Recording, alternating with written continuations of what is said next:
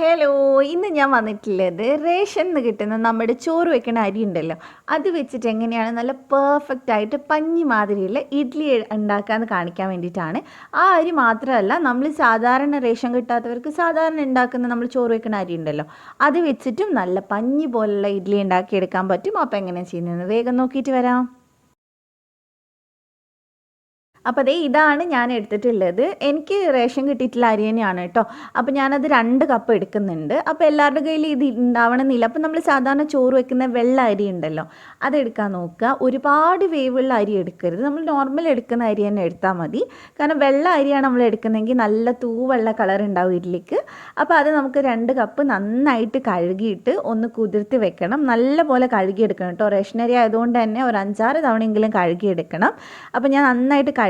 ഇനി ഇത് നമ്മളൊരു 8 മണിക്കൂറെങ്കിലും കുതിർത്തി വെക്കുന്നുണ്ട്. അപ്പോൾ ഇതിൻ്റെ കൂടെ തന്നെ നമുക്ക് ഉഴുന്നും കൂടി ഒന്ന് കുതിർത്തി വെക്കണം.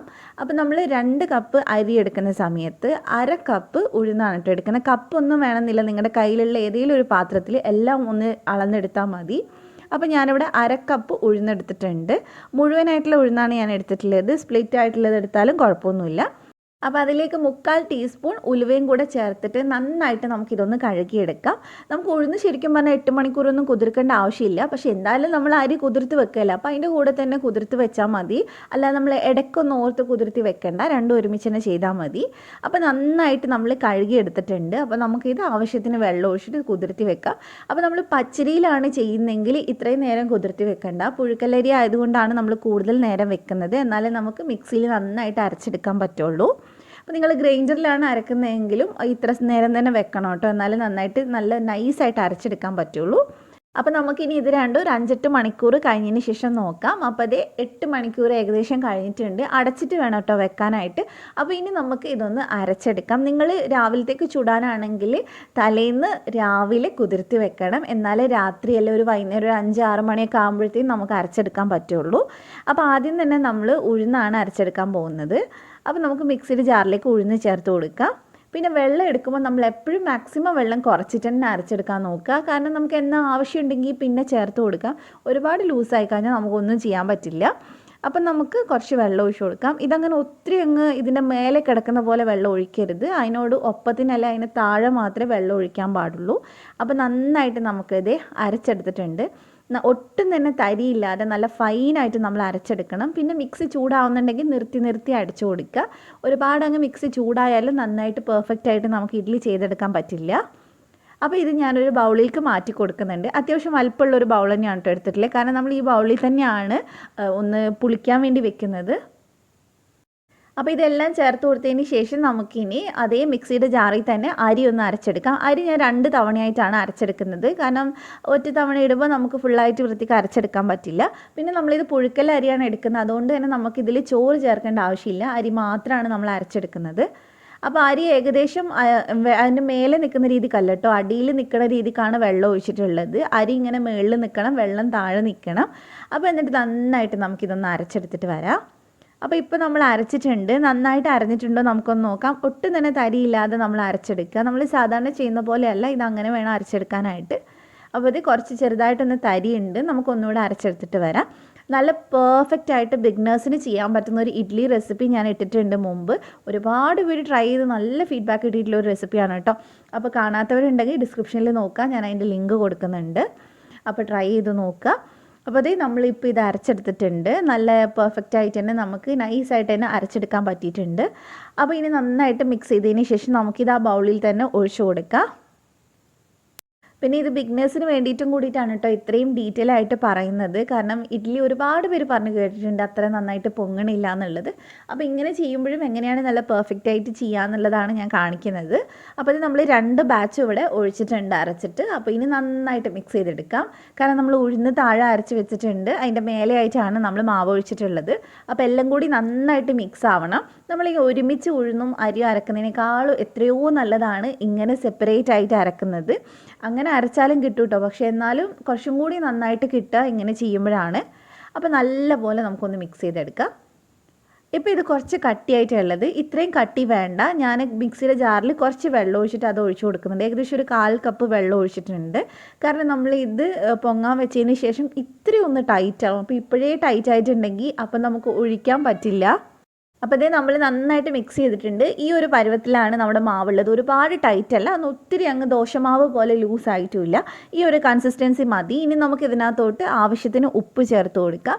എന്നിട്ട് കൈ നന്നായിട്ട് കഴുകിയിട്ട് തുടച്ചതിന് ശേഷം നമുക്ക് കൈ ഇട്ടിട്ട് ഇത് നല്ലപോലെ ഇളക്കിയെടുക്കാം. നമ്മൾ കൈ വെച്ചിട്ട് നന്നായിട്ട് 1 മിനിറ്റ് ഒന്ന് മിക്സ് ചെയ്തെടുക്കുക. അങ്ങനെയാണെങ്കിൽ പൊങ്ങാൻ നല്ല എളുപ്പമാണ് നമ്മൾ കൈ വെച്ച് മിക്സ് ചെയ്യുമ്പോൾ. അപ്പോൾ അടിയിലോളം നമ്മൾ നന്നായിട്ട് ഇളക്കി കൊടുക്കുക കേട്ടോ. അപ്പോൾ നന്നായിട്ട് നമ്മൾ മിക്സ് ചെയ്തെടുത്തിട്ടുണ്ട്. അപ്പോൾ ഉപ്പ് ആവശ്യത്തിന് ചേർത്ത് കൊടുക്കുക. പിന്നെ നമുക്ക് രാവിലെ ചേർക്കേണ്ട ആവശ്യമില്ല. ഇനി നമുക്കിതിൻ്റെ സൈഡ് നന്നായിട്ടൊന്ന് ക്ലീൻ ചെയ്തെടുക്കണം. മാവ് ഉള്ള അത്രയും ഭാഗം മാത്രം അങ്ങനെ ഇരുന്നാൽ മതി. അതിൻ്റെ മേൾഭാഗമൊക്കെ നന്നായിട്ട് ക്ലീൻ ചെയ്തെടുക്കുക. അപ്പോഴാണ് നന്നായിട്ട് നമുക്കിത് ഒന്ന് സെറ്റായിട്ട് കിട്ടുക. അപ്പോൾ നന്നായിട്ട് അതിൻ്റെ സൈഡൊക്കെ ഞാൻ തുടച്ച് കൊടുക്കുന്നുണ്ട്. അപ്പോൾ ഫുള്ളായിട്ട് ക്ലീൻ ചെയ്തതിന് ശേഷം നമുക്കിതൊന്ന് അടച്ച് വെക്കാം. അടച്ച് വെക്കാൻ ഞാനിത് ഏകദേശം ഒരു 6 മണിയൊക്കെ ആകുമ്പോഴാണ് വൈകുന്നേരം അരച്ച് വെച്ചിട്ടുള്ളത്. പിറ്റേന്നൊരു 8 മണിയൊക്കെ ആകുമ്പോഴേക്കും നന്നായിട്ട് ഇത് റെഡി ആയിട്ട് കിട്ടിയിട്ടുണ്ടായിരുന്നു. അപ്പോൾ ഇതേ നമ്മൾ ഓവർനൈറ്റ് വെച്ചിട്ടുണ്ട്. നമ്മുടെ മാവ് ഇപ്പോൾ കാണിച്ചു തരാം. കണ്ടില്ലേ, നല്ല പോലെ ഫെർമെൻ്റ് ആയിട്ടുണ്ട്, നന്നായിട്ട് പതഞ്ഞ് വന്നിട്ടുണ്ട്. ഈ ഒരു പരുവത്തിൽ കിട്ടിയിട്ടുണ്ടെങ്കിൽ തന്നെ നമ്മുടെ ഇഡ്ഡലി നല്ല സോഫ്റ്റായിട്ട് കിട്ടും. അപ്പോൾ നന്നായിട്ട് നിങ്ങളിപ്പോൾ അഥവാ തണുപ്പുള്ള സ്ഥലത്താണെങ്കിൽ കുറച്ച് അധികം നേരം വെക്കേണ്ടി വരും. അപ്പോൾ ഇനി നമുക്കിത് നന്നായിട്ട് മിക്സ് ചെയ്യാം. ഇപ്പോൾ നോക്കുമ്പോൾ നല്ല ടൈറ്റായിട്ട് ഉണ്ടാവുക, പക്ഷെ നന്നായിട്ട് അടിയോളം ഇളക്കി മിക്സ് ചെയ്യുമ്പോൾ ഇത് നല്ല പോലെ കറക്റ്റായിട്ട് കിട്ടും. ചെറുതായിട്ടൊന്ന് തിക്കായിട്ടുണ്ടാവും, പക്ഷെ കുഴപ്പമൊന്നുമില്ല, അങ്ങനെ തന്നെ മതി. അപ്പോൾ നല്ല പോലെ മിക്സ് ചെയ്തെടുക്കുക. ഇപ്പോൾ നല്ല ക്രീമി ആയിട്ട് വന്നിട്ട് എന്താ പറയുക, നല്ലൊരു സോഫ്റ്റായിട്ട് വന്നിട്ടുണ്ട് മാവ്. ഇങ്ങനെയാണ് വേണ്ടത്. ഇനി നമുക്ക് ഒഴിക്കാം. എളുപ്പത്തിന് വേണ്ടിയിട്ട് ഞാനിതൊരു സ്റ്റീലിൻ്റെ ഗ്ലാസ്സിലേക്ക് മാറ്റുന്നുണ്ട്. അങ്ങനെയാണെങ്കിൽ നമുക്ക് എളുപ്പത്തിൽ ചെയ്തെടുക്കാൻ പറ്റും. അപ്പോൾ ഇനി നമുക്ക് ഇഡ്ഡലി ഉണ്ടാക്കി തുടങ്ങാം. ഞാനിവിടെ ഇഡ്ഡലിയുടെ ചെമ്പിൽ വെള്ളം ചൂടാകാൻ വെച്ചിട്ടുണ്ട്. അത് നന്നായിട്ട് തിളച്ച് തുടങ്ങുമ്പോൾ നമുക്കിതിലേക്ക് തട്ട് വെച്ച് കൊടുക്കാം. എന്നിട്ട് നമുക്കൊന്ന് നന്നായിട്ട് കിട്ടാനായിട്ട് ഇതിലേക്ക് കുറച്ചൊന്ന് ഓയിലോ വെളിച്ചെണ്ണയോ എന്താ വേണ്ടതെന്ന് വെച്ചാൽ ഇത്രയൊന്ന് ഒഴിച്ചു കൊടുക്കുക. എന്നിട്ട് നന്നായിട്ട് സ്പ്രെഡ് ചെയ്ത് കൊടുക്കുക. അങ്ങനെയാണെങ്കിൽ നമുക്ക് ഇഡ്ഡലി നന്നായിട്ടൊന്ന് ചൂടാറുമ്പോൾ എടുക്കാൻ പറ്റും. അപ്പോൾ നമുക്കൊരു ഗ്ലാസ്സിലാക്കിയിട്ട് ഇതുപോലെ ഒഴിച്ചു കൊടുക്കുക. ഇത്തിരി ടൈറ്റ് ആയിട്ടാണ് കേട്ടോ ഉള്ളത്, പക്ഷേ കുഴപ്പമൊന്നുമില്ല, ഇങ്ങനെ തന്നെ മതി. അപ്പോൾ എല്ലാത്തിലും നമുക്ക് കുറച്ചായിട്ട് ഒഴിച്ചു കൊടുക്കും. ഇത് നന്നായിട്ട് പൊങ്ങി വരും. അതുകൊണ്ട് തന്നെ നമ്മൾ കൂടുതൽ നിറച്ചൊഴിച്ച് കഴിഞ്ഞാൽ ഒരുപാട് അങ്ങ് പൊങ്ങിയിട്ട് വരും. അപ്പോൾ എൻ്റെ ആദ്യത്തെ ഒഴിച്ചപ്പോൾ അങ്ങനെ ഉണ്ടായിരുന്നു, നല്ലപോലെ അങ്ങ് പൊങ്ങിയിട്ടുണ്ടായിരുന്നു. അപ്പോൾ മുഴുവനായിട്ട് ഞാനിത് ഒഴിച്ചിട്ടുണ്ട്. എന്നിട്ടൊന്ന് ചെറുതായിട്ടൊന്ന് സ്പൂൺ വെച്ച് ലെവൽ ചെയ്യുന്നുണ്ട്. കാരണം നല്ല ടൈറ്റ് ആയിട്ടുള്ള മാവായതുകൊണ്ട് തന്നെ സ്പൂൺ വെച്ച് ഇങ്ങനെ ചെയ്യുമ്പോൾ നല്ല സ്മൂത്തായിട്ട് വരും മേൽഭാഗമൊക്കെ. ഇനി നമുക്ക് അടുത്ത തട്ടുകൂടെ വെച്ച് കൊടുക്കാം. ഞാൻ അതിൻ്റെ നടുക്കുള്ള തട്ട് വെക്കുന്നില്ല കേട്ടോ, കാരണം നന്നായിട്ട് പൊങ്ങുന്ന അറിയാം. അപ്പോൾ നടുക്കുള്ള തട്ട് വെച്ച് കഴിഞ്ഞാൽ ചിലപ്പോൾ അടിയിൽ ഒട്ടിപ്പിടിക്കും. അപ്പോൾ നമ്മളിത് ലാസ്റ്റത്തെ തട്ട് വെച്ചിട്ടുണ്ട്. ഇതിലേക്ക് സെയിം തന്നെ നമുക്ക് എണ്ണ ഒഴിച്ചിട്ട് നന്നായിട്ടൊന്ന് സ്പ്രെഡ് ചെയ്ത് കൊടുക്കുക. അപ്പോൾ വീണ്ടും നമ്മൾ എല്ലാത്തിലും മാവ് ഒഴിച്ച് കൊടുക്കുക. ഈ മാവ് വെച്ചിട്ട് തന്നെ കുറച്ച് ലൂസാക്കുകയാണെങ്കിൽ നമുക്ക് നല്ല ദോശ ഉണ്ടാക്കിയെടുക്കാനും പറ്റും. കാരണം ഇതിൻ്റെ മാവിൻ്റെ ബാക്കി വെച്ചിട്ട് ഞാൻ ദോശയാണ് ഉണ്ടാക്കിയിട്ടുണ്ടായിരുന്നത്. അപ്പോൾ അതും നമുക്ക് പറ്റും കേട്ടോ. അപ്പോൾ ഇത് നമ്മളൊന്ന് ലെവൽ ചെയ്ത് കൊടുക്കുന്നുണ്ട്. മേൽഭാഗം ചെറുതായിട്ടൊന്ന് തൊട്ട് കൊടുക്കുമ്പോൾ തന്നെ അത് നന്നായിട്ടൊന്ന് ലെവലായിട്ട് കിട്ടും. അപ്പോൾ ഇനി നമുക്കിതൊന്ന് അടച്ച് വെക്കാം. അടച്ച് വെച്ചിട്ട് ഏകദേശം ഒരു 15 മിനിറ്റ് കൊണ്ട് തന്നെ നന്നായിട്ട് വെന്ത് കിട്ടും. ആവി വന്ന് തുടങ്ങിയതിന് ശേഷം വേണം കേട്ടോ നമ്മളിത് അടച്ച് വെക്കാനായിട്ട്. അപ്പോൾ ഇപ്പോൾ ഏകദേശം 15 മിനിറ്റൊക്കെ ആയിട്ടുണ്ട്. നമുക്കൊന്ന് തുറന്ന് നോക്കാം. അപ്പോൾ നല്ലപോലെ സെറ്റായിട്ടുണ്ട്. തൊട്ട് നോക്കുമ്പോൾ തന്നെ നമുക്ക് മനസ്സിലാവും, കയ്യിൽ ഒട്ടിപ്പിടിക്കണമൊന്നുമില്ല.